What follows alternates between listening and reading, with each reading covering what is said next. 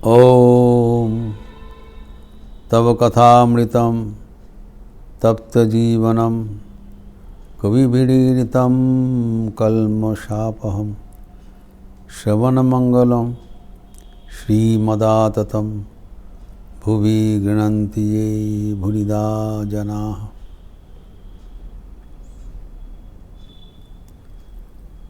श्री रामकृष्ण अपने जीवन का अनुभूति के बाद उल्लेख करते हुए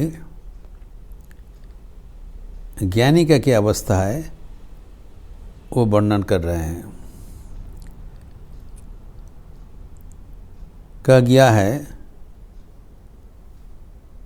कि भक्त एवं ज्ञानी दो किस्म का साधक है, लेकिन जो ज्ञानी है उनके जीवन में क्लेश अधिक है, क्योंकि ज्ञान अर्जन करने के लिए अपने को अखंड में लीन करने के लिए जो देह बुद्धि उसको अतिक्रम करना जरूरत होता है। और हम लोग सब देह अभिमानी हैं। हम सब जानते हैं कि मैं शरीर हूँ, ये मेरा शरीर है। यह बुद्धि अतिक्रम करते हुए ज्ञान प्राप्त करना आसान चीज़ नहीं है। एक है ज्ञान प्राप्त करना, दूसरा है वो अवस्था से वापस आना। वही यहाँ पर ठाकुर कह रहे हैं कि जब अनेक श्रम कर की अवस्था में पहुँच गए तब अखंड में मन लीन होकर रहता था।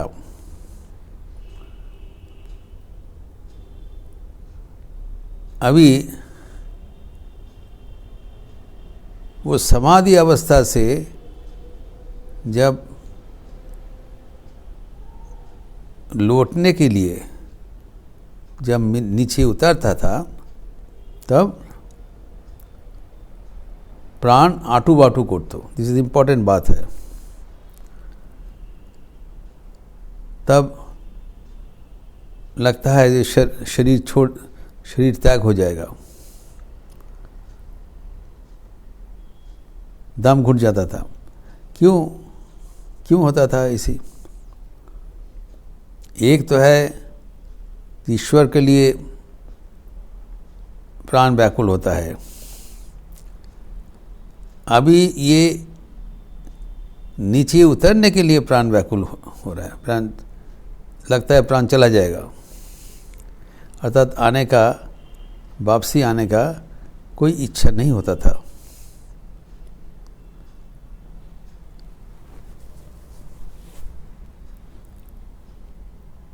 तो समाधि जो अवस्था बताया, ये समझना पड़ेगा समाधि किसको कहलाता है।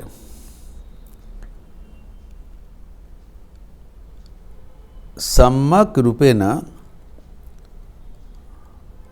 आधान अथवा स्थिति, इसको समाधि कहलाता है।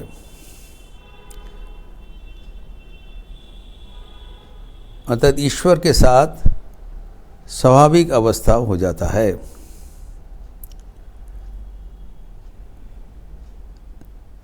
जब वो अखंड में निराकार अवस्था में मन स्वाभाविक हो जाता है तब वो अवस्था से द्वैत भूमि में लाना बहुत मुश्किल क्यों है। जैसे कि अब मान लीजिए जी हम लोग अभी जहाँ पर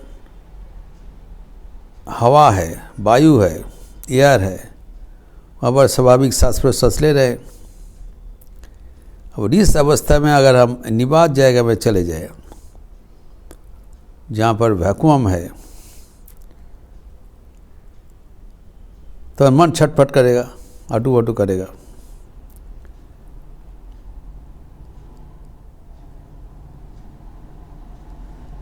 जैसे कि हम लोग इस अवस्था में है जहाँ पर शब्द है, कि हवा है, शब्द है।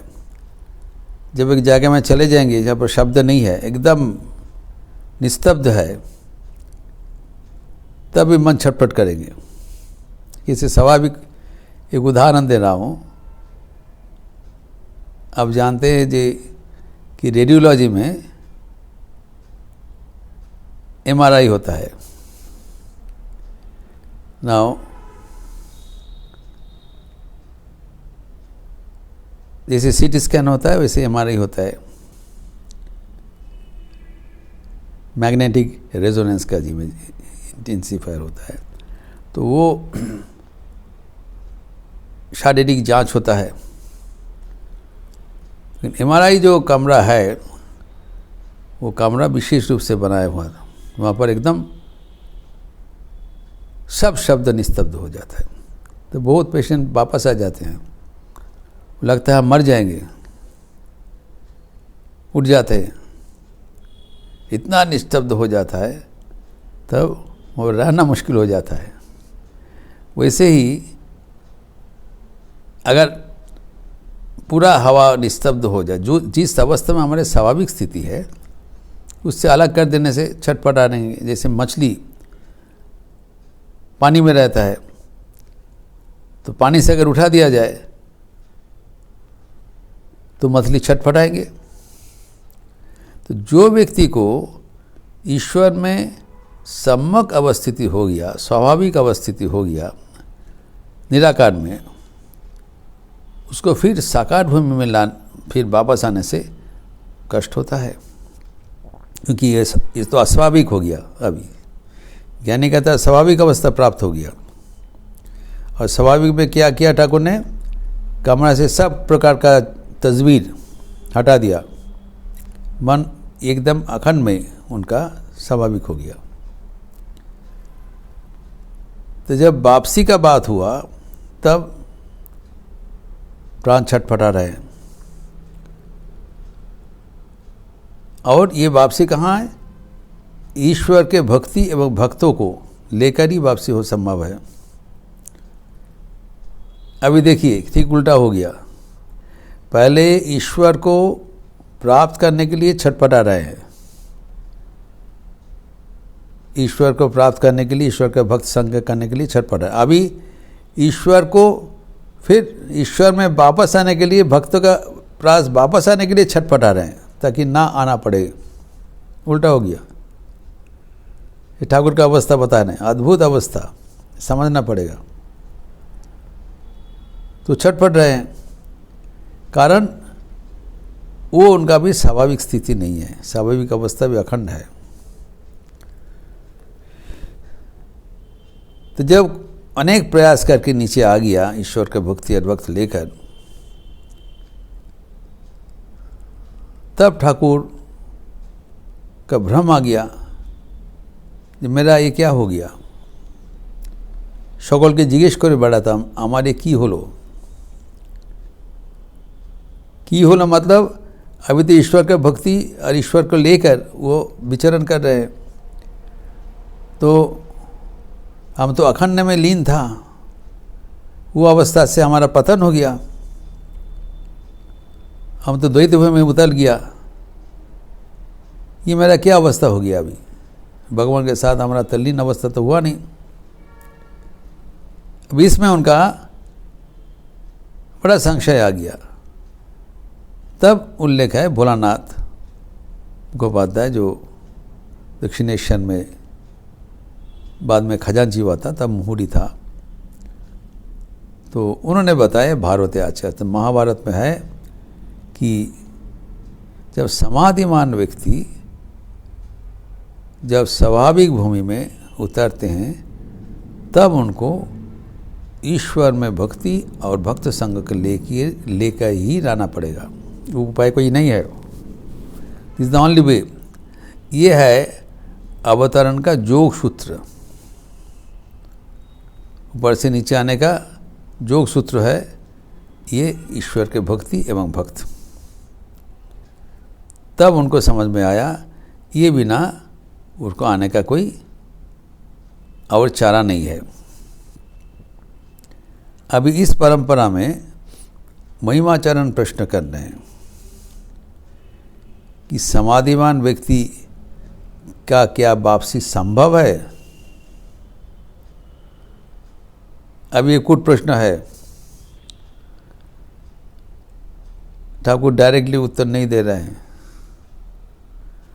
तो समाधिवान व्यक्ति का ये प्रश्न बहुत जिज्ञासित प्रश्न है। This question has been repeatedly discussed in various places in the scriptures कि समाधिवान व्यक्ति का क्या वापसी संभव है।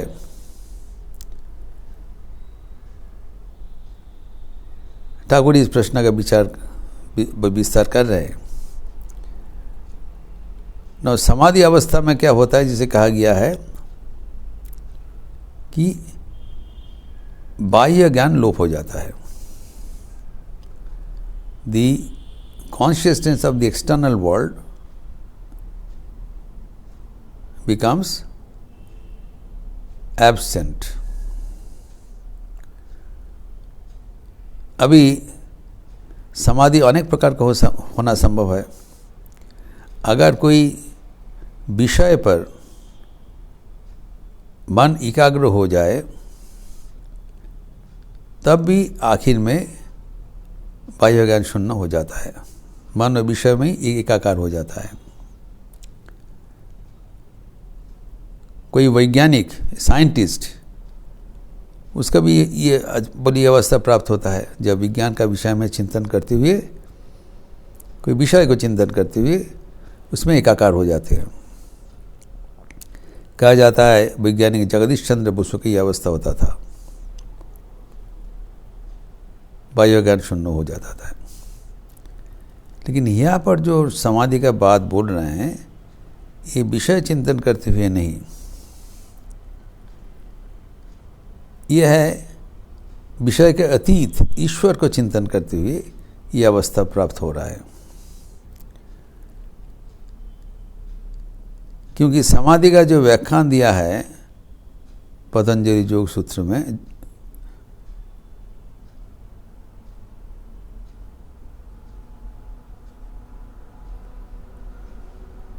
योगः चित्तवृत्ति निरोधः,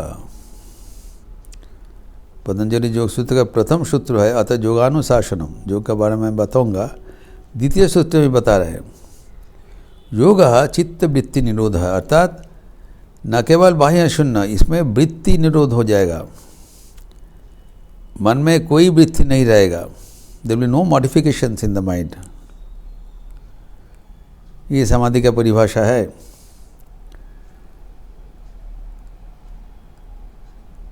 तो मन जब स्थिर हो जाएगा वो समाधि का एक अवस्था है।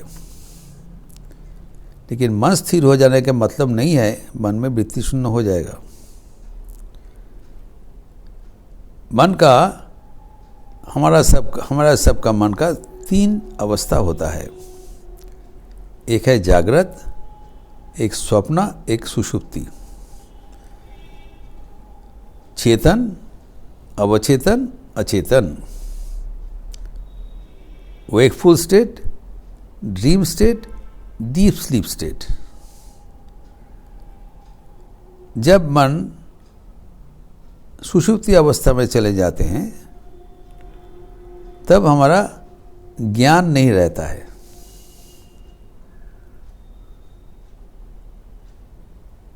मानो 12 बजे आपका गभीर निद्रा लग गया, 2 बजे नींद खुल गया, बीच पे जो 2 घंटा बीत गया, इसमें क्या हुआ था कुछ याद नहीं, क्योंकि मन तब सुषुप्ति में चले गए। तब मन में कोई मॉडिफिकेशन नहीं था, वो अज्ञान अवस्था है। और लेकिन आप नहीं कह सकते हैं कि मन वृत्ति शून्य था, कोई ज्ञान नहीं था। अगर कोई ज्ञान नहीं रहेगा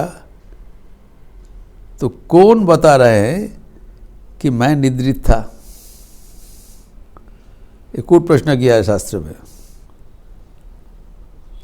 I was fast asleep. I didn't have any knowledge, ये कौन बोल रहा है? There must have been a person awake to register this experience. जो हमारा सुषुप्ति का जो अनुभूति हुआ है, इसका तो अनुभूति प्राप्त करने के लिए कोई तो जागृत था। अगर सब स्विच ऑफ हो जाएगा तो कैसे वो आके बोलेंगे जहाँ हमारा सुषुप्ति अवस्था था। तो some portion of the mind was awake to register that I was fast asleep. तो सुषुप्ति अवस्था और समाधि अवस्था एक चीज नहीं है। समाधि में कोई वृत्ति नहीं रहेगा। तो सुषुप्ति अवस्था है पूर्ण अज्ञान का अवस्था, समाधि है पूर्ण ज्ञान का अवस्था।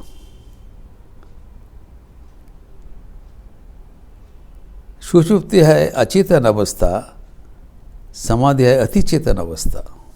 One is unconscious, another is super conscious, तुरीय अवस्था।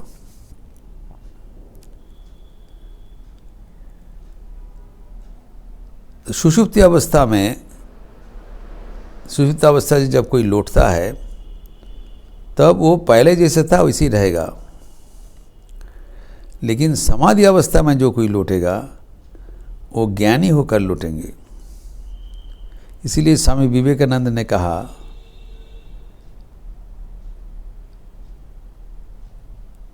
an idiot goes to deep sleep and wakes up as an idiot. But when an idiot goes to samadhi, he comes back as the master of the world. उसका परिवर्तन हो गया।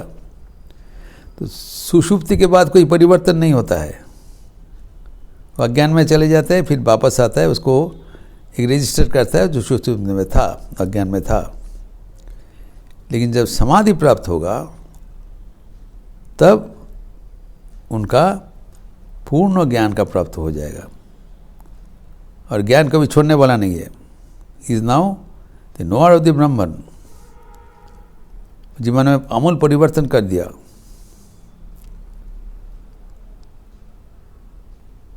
तभी प्रश्न होता है कि सुषुप्ति में तो कोई जागृत था जो कि रजिस्टर किया था, मैं अभी नींद में गया।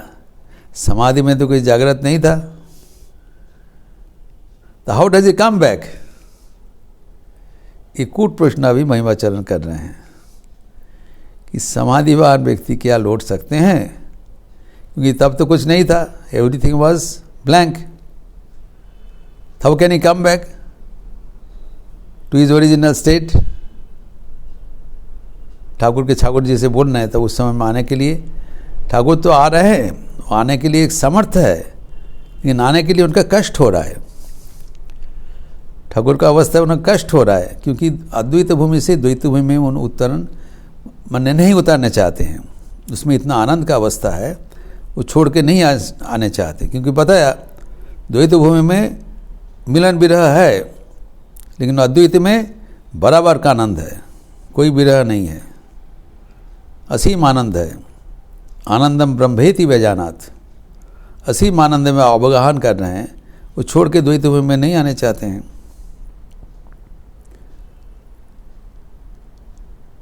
तो फिर क्यों आ रहे हैं?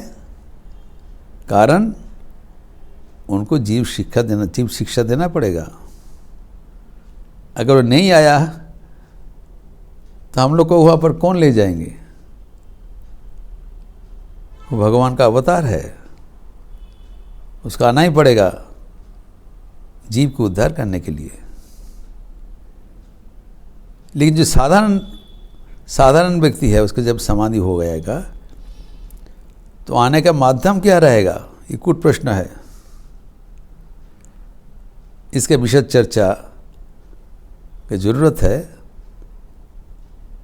जो कि अगले दिन करेंगे। ओम शांति शांति शांति। हरि ओम तत्सत। श्री राम कृष्णार्पणमस्तु। अच्छे रहिए, स्वस्थ रहिए, आनंद में रहिए। नमस्कार।